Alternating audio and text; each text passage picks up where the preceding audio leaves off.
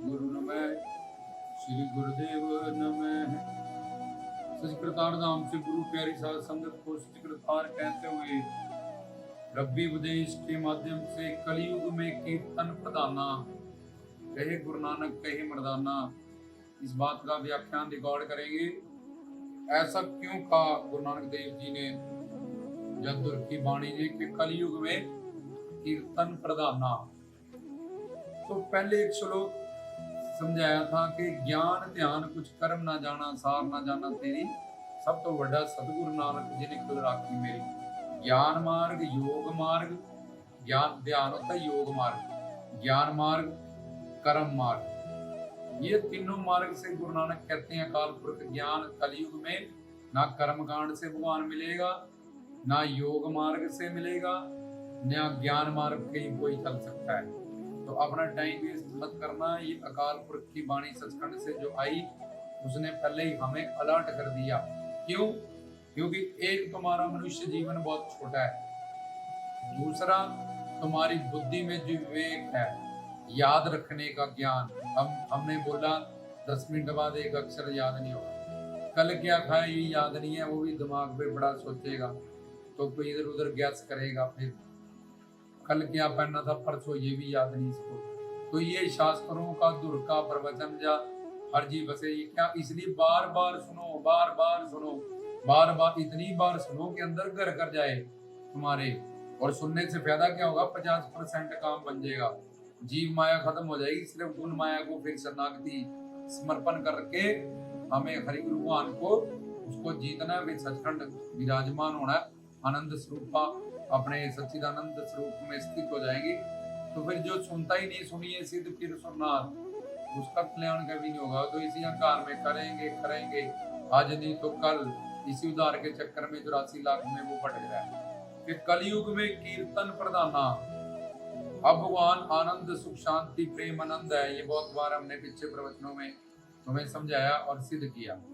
अब इस आनंद को पाने के लिए, ईश्वर को पाने के लिए 3 मार्ग हैं, कर्म मार्ग, ज्ञान ध्यान मार्ग और भक्ति मार्ग। जैसे H2O पानी, वाटर, ये सब पानी के पर्यायवाची शब्द हैं, ऐसे प्रेम, भक्ति, समर्पण, ये सब एक ही मार्ग के नाम है।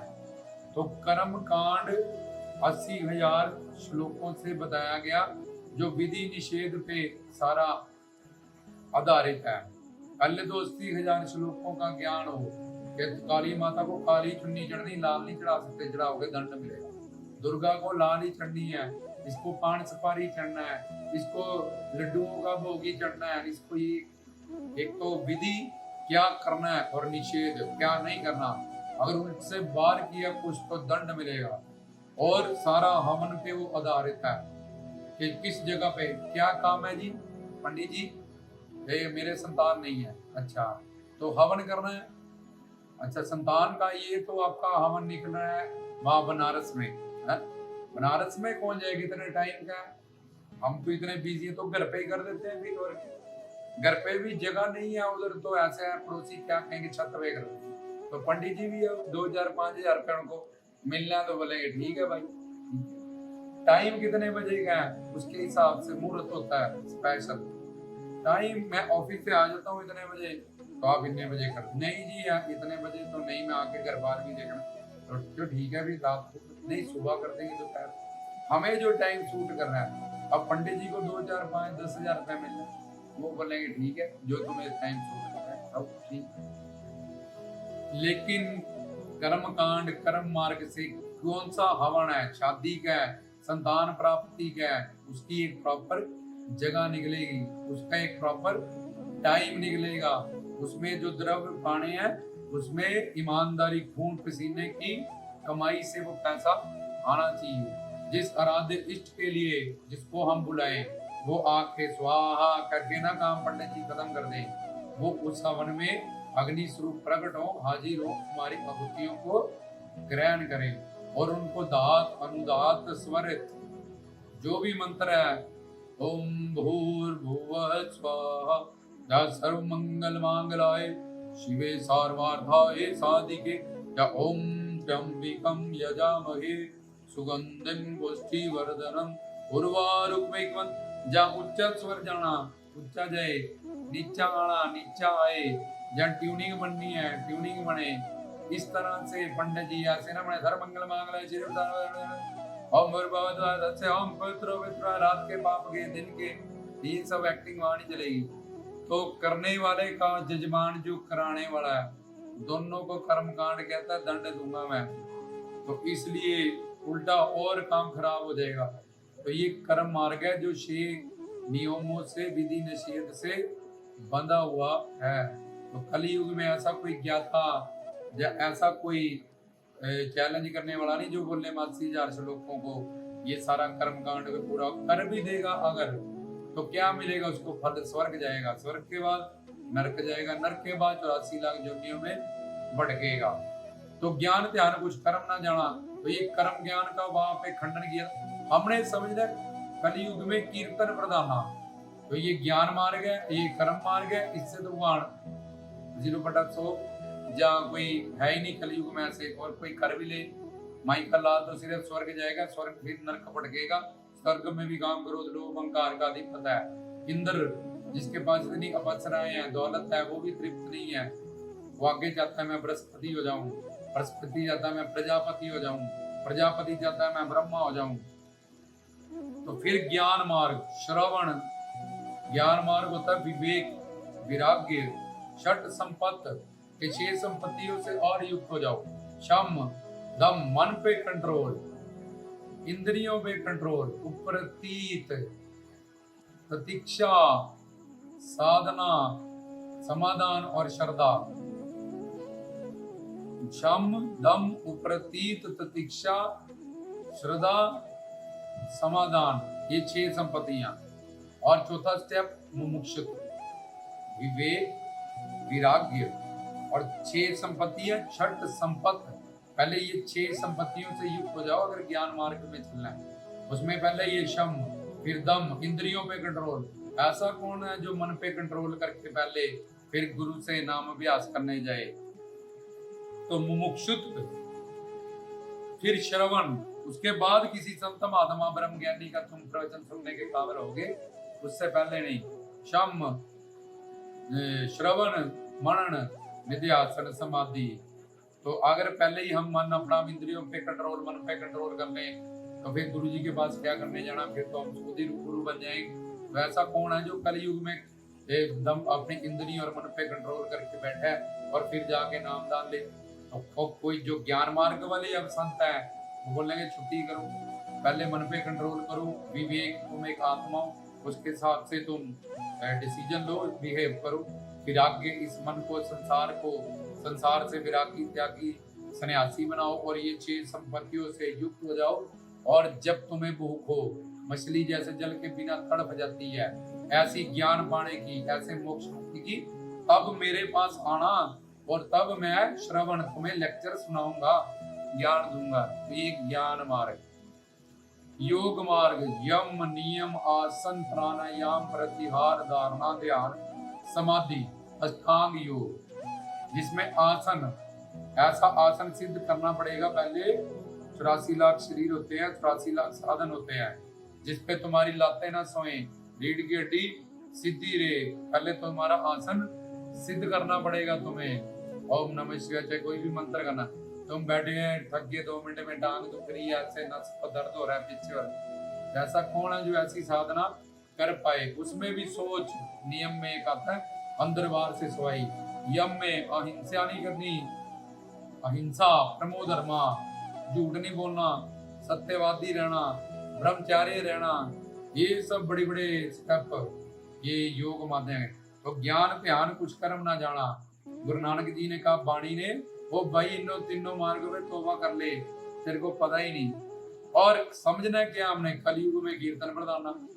सब तो बड़ा सतगुरु नानक, जिन्हें कल कलयुग में जिसने गाइड करना कि किस मार्ग में चलो, साधना करो। तो अब हो गया पहला कर्म, ये 0 हो गया यहाँ पे, और इसका फल स्वर्ग, ये भी नश्वर। ज्ञान वो इतना डिफिकल्ट है, कोई कर ही नहीं सकता। योग ध्यान ये उससे भी डिफिकल्ट है। तो एक बचाव, प्रेम, समर्पण, भक्ति मार्ग। गुरु ग्रंथ साहिब में कहते हैं भक्तों की वाणी है ये भक्ति मार्ग।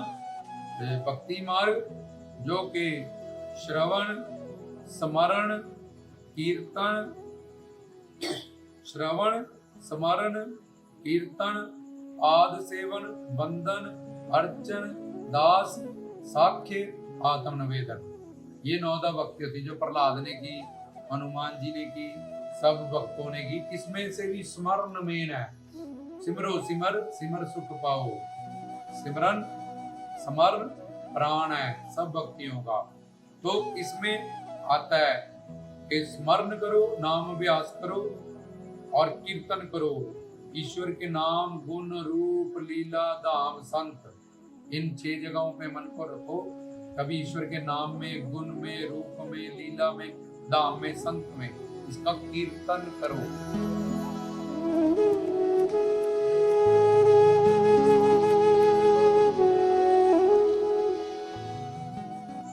तो ये कीर्तन कलियुग में कीर्तन प्रधान, कीर्तन मार्ग मतलब भक्ति मार्ग।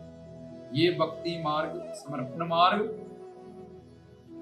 और भक्ति मार्ग इसका एक मतलब है। और एक कलियुग में कीर्तन प्रधाना, ये गुरु नानक जी ने इस माध्यम से एक ही लाइन में हमें समझाया कि कलियुग में भक्ति मार्ग पे ही चल के तुम्हारी साधना पूरी होगी। क्योंकि भक्ति मार्ग में गुरु हमें हमारी जिम्मेवारी लेते हैं, इसलिए हमारा पतन नहीं होता शरणागत जीव का। और बाकी ज्ञान योग मार्ग में हम अपने बलबुद्धि पे चलते हैं, तो आज नहीं तो कल हमारा पतन होता ही होता है। बिना गुरु के कितनी देर चलोगे तुम, अंदर विकाल काल माया कलयुग ये सब तुम पे हावी होंगे। तो भक्ति मार्ग गुरु की शरणागति का मार्ग, प्रेम मार्ग, आनंद मार्ग, शांति मार्ग, सुकून मार्ग, जिसमें ये कलयुग में कीर्तन प्रधाना। और अब शास्त्रों में इन तीनों में से तुम कर्म कांड, ज्ञान योग मार्ग और भक्ति मार्ग, इन तीनों मार्गों को नापने के लिए 5 पैमाने कह रहे, ये पानी देखना है, टेम्परेचर देखना है कितना, तो थर्मोमीटर बना। तो ऐसे ही कि किस मार्ग से हमें चल के साधना में हमारी मंजिल प्राप्त होगी, कि हमारा मनुष्य जीवन व्यस्त ना हो जाए। तो उसको नापने के लिए 5 रूल है, पैमाना जिससे नापा जाता है कि जिस मार्ग से हम चले, जिस मार्ग से चले और हमें हमारी मंजिल मिले। मंजिल क्या? आनंद सुख। तो ज्ञान तो जब अज्ञान चला जाएगा, ज्ञान हमें हो जाएगा, तो उसके बाद हमें मोक्ष हो जाएगा, हम सचखंड में भी चले जाएंगे। लेकिन भक्ति प्रेम आनंद ये सब जो इसका लेवल है प्रेमानंद का, हम ब्रह्मानंद तो पालेंगे लेकिन प्रेमानंद फिर भी एक रह जाएगा। तो उस मार्ग पे चलना पहला रूल है, जिससे जो मिलने वाला आनंद है। अब कर्म कांड से तो स्वर्ग मिलने वाला, ज्ञान योग में तुम जा ही नहीं सकते, कलयुग में ऐसी साधना कर ही नहीं सकते। खंडेओ तिखी वालो निक्की, जहाँ ग्रंथों में लिखा है, गुरु ग्रंथ में खंडेओ तिखी वालो निक्की, ये मार्ग बहुत डिफिकल्ट है। और शास्त्रों में लिखा है ज्ञान का मार्ग कृपान की धारा, नंगे पांव अगर चल सकता है कृपान पे, तब ज्ञान योग मार्ग में चलियो। तो कर्म कांड का तो फल ही जीरो है। तो योगी जो एंड में समाधि में चला जाएगा, जब तक समाधि में रहेगा ठीक है, समाधि से बाहर आएगा फिर काम क्रोध लोभ अहंकार माया उसको पकड़ लेगी, तो उसमें भी हमें लक्ष्य प्राप्त नहीं हुआ। तो भक्ति मार्ग जिससे आनंद हमें मिलेगा, प्रेमानंद जो अनंत मात्रा का है, अनंत काल के लिए और जो बढ़ता रहता है। और दूसरा पैमाना जिससे मिलने वाला आनंद टेम्पररी ना हो, मंजिल हमारी के कुछ सालों के लिए मिल गई, तो ये भी भक्ति मार्ग से जो आनंद मिलेगा प्रेमानंद, ये अनंत मात्रा का अनंत काल का अनिर्वचनीय और प्रतिक्षण वर्तमान हमेशा बढ़ने वाला होगा। तीसरा, जिस मार्ग पे चलते हुए हमें किसी और मार्ग की जरूरत ना पड़े। अब भक्ति मार्ग में जो चलेंगे उनको ज्ञान अपने आप हो जाएगा, क्योंकि उन्होंने भक्ति मार्ग गुरु के पास जाएंगे, वो कर्म मार्ग का भी, ज्ञान मार्ग का, योग मार्ग का, सबका ज्ञान उनको दे देंगे। इसलिए उसको किसी और मार्ग की जरूरत नहीं है। कहीं जाके आके ये नहीं है कि अब मिशन चेंज करना पड़ेगा कि पहले कर्म कांड में थे, अब योग में चले गए, अब ज्ञान में आ गए, अब इसमें चले गए, अब उसमें चले गए। ऐसा कुछ नहीं है। तो भक्ति मार्ग हमें हमारी मंजिल तक पहुंचाता है। तो ये तीसरा पैमाना। और वो जो मार्ग है हमें कुछ देर आगे तक ले जाके छोड़ देगा, जब हमें हमारी मंजिल तक पहुंचाएगा।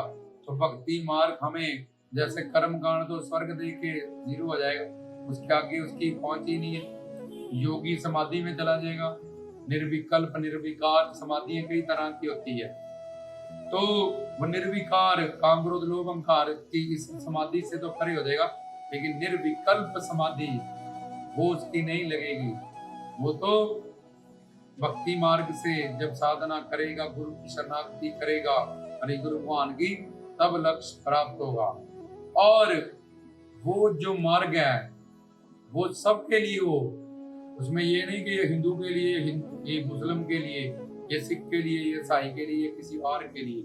वो मार्ग सबके लिए हो। जो कोई भी उस मार्ग से चल के अगर साधना करे, हिंदू हो, मुस्लिम हो, सिख हो, ईसाई हो, तो उसको मंजिल प्राप्त हो। तो इन 5 पैमानों से उन तीनों मार्गों को, कर्म कांड, ज्ञान मार्ग, योग मार्ग और भक्ति मार्ग को परखा गया। तो इन 5 पैमानों से भक्ति मार्ग, जो गुरु ग्रंथ साहिब भक्ति मार्ग है, सिक्खी सिक्ख्या बिकम बाजार, ये भक्तों की वाणी है।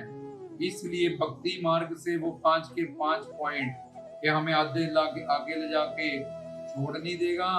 मिलने वाली जो मंजिल है वो हमेशा के लिए, टेम्परेरी नहीं है, वो सबके लिए है। उसमें विधि निषेध नहीं है। कोई भी करे, जात का, पात का, वर्ण का, उसमें कोई बंधन नहीं, कोई विधि नहीं, कोई निषेध नहीं। कहीं बैठ के करो, यहाँ बैठ के करो, अच्छी से अच्छी जगह बैठ के करो। उसको मन को जोड़ना है। घर पे करो, कमरे में करो, कहीं करो, भगवान गंदा नहीं होता। किसी भी जगह पे तुम बैठ के भक्ति मार्ग से साधना, श्रवण, स्मरण, कीर्तन, ये कलयुग में कीर्तन प्रधान, मतलब भक्ति मार्ग से चल के ही हमें हमारा लक्ष्य प्राप्त होगा। ना कर्म कांड से, ना ज्ञान मार्ग में, ना योग मार्ग में। इसलिए गुरु नानक जी ने इस बात पे मोहर लगाई, साइन किया कि कलयुग में कीर्तन प्रधाना, जिसमें कि स्मरण नौदा भक्ति का प्राण है। इसलिए सिमरो सिमर सिमर सुख पाओ। सुखमणि साहब के आदि गुरु जुगाद गुरु सतगुरु नमा श्री गुरुदेव नमा, पहली लाइन में बात खत्म कर दी कि स्मरण करने से या सिमरन करने से या इस्लाम में, सूफियाने में, जिक्र करने में या बाइबल में जब खोजोगे तब पाओगे, जब मेरी शरण में आओगे। ये क्या है? समर्पण मार्ग, भक्ति मार्ग।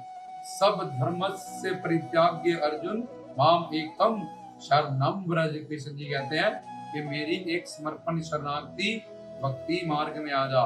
जेते प्रभ मिलन दाचा सिर तर तली गली मेरी आ। गुरु नानक कहते हैं ईश्वर को हरि गुरु भगवान के रूप में समर्पण हो जाए। समर्पण मार्ग, भक्ति मार्ग, आनंद मार्ग, संपूर्ण मार्ग, जो 5 पैमानों से तोड़ा गया। कि किसी को डाउट ना हो कि यार हम तो ज्ञान मार्ग में ही चलेंगे, योग में ही चलेंगे। और 2 तरह की प्रवृत्तियां होती हैं, हम किस मार्ग में चलते हैं उसके हिसाब से वो हम किसी और लेक्चर में बताएंगे।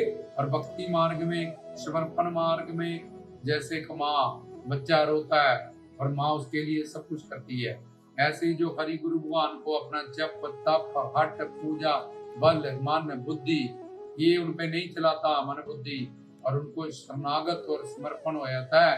तो जब तुम किसी बॉर्डर पे देखते हो कोई गलती से कोई फौजी इधर अपने हिंदुस्तान में आ जाए या यहाँ का वहां चले जाए, अगर वो हाथ खड़े कर दे तो उसको फिर मारते नहीं है, उसको अरेस्ट कर लेते हैं, रूल है।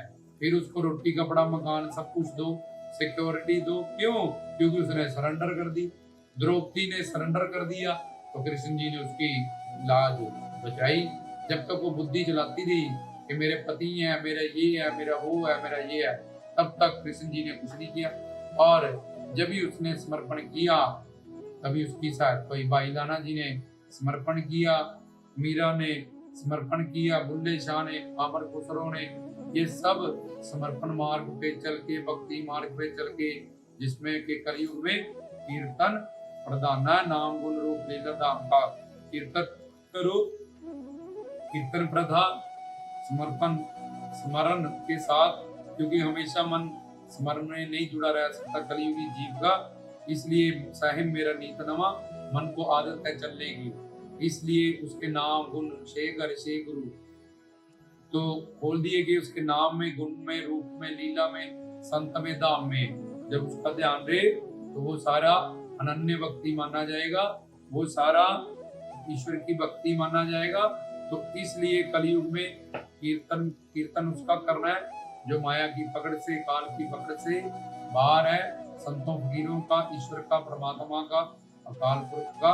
तो ये थे कर्म मार्ग, ज्ञान योग मार्ग, भक्ति मार्ग। तो कीर्तन मार्ग मतलब, और यहाँ कर्म ज्ञान ध्यान कुछ कर्म ना जाना, बाकी मार्गों का गुरबानी ने गुरुओं के रूप में, पीरों संतों वलियों के रूप में खंडन कर दिया, और भक्ति मार्ग में ये मोहर लगा दी और सिद्ध कर दिया कि सिर्फ इसी मार्ग में चलते ही साधना प्राप्त होगी। मनुष्य अपनी छोटी आयु में, छोटे दिमाग में कहीं कोई गलत मार्ग ना पकड़ रही हो, जिसमें तुझे तेरी मंजिल प्राप्त न होए। गुरु प्यारी साधी साध संगत को, गुरुओं पीरों को, संतों पीरों को, रहबर लोगों को, पीरों पैगंबरों को, सच्चे ब्रह्म ज्ञानियों को, ईश्वर के सब अवतारों को, सब रूपों को, नाम को, सब लीलाओं को, धाम को, संतों को रामदास की तरफ से